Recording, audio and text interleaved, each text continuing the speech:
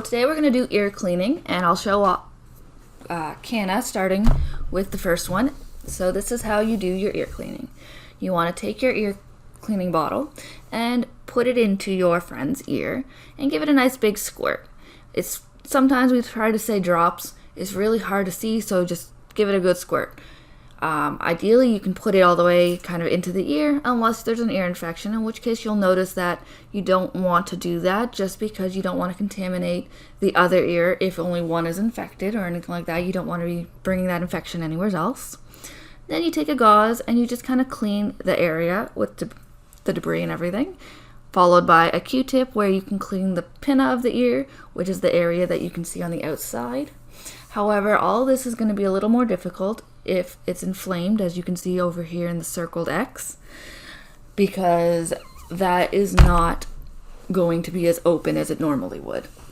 Now, if you don't have a friendly friend, as Canna is, then you can always go and try to do a towel wrap to make your friend a little more stable and less spicy, or if you're just doing it by yourself. So you're going to start with opening up our towel and placing our friend inside of it. And you want to try and lay them down as gently as possible because they're probably not going to want to.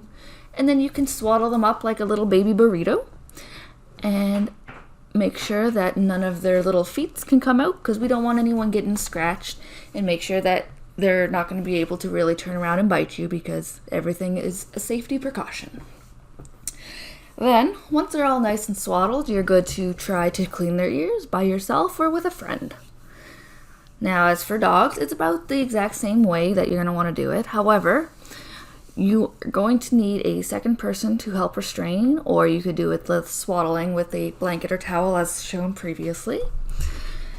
And that's just because they're a little bit larger, so they can be a little more harder to hold by yourself. As you can see here, Kevin is not loving it, but he is doing okay, and he lets us clean the debris out with his gauze and Q-tips and just kind of hangs out until he knows that we are done, in which case he is over it.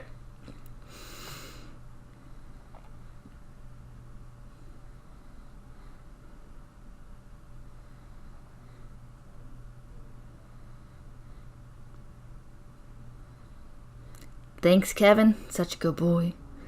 Now, this is a picture of a canine ear normally. As you can see, you can zoom in and take a look. And if you pause, you can see this is the canine ear if it is abnormal. Welcome to the recap.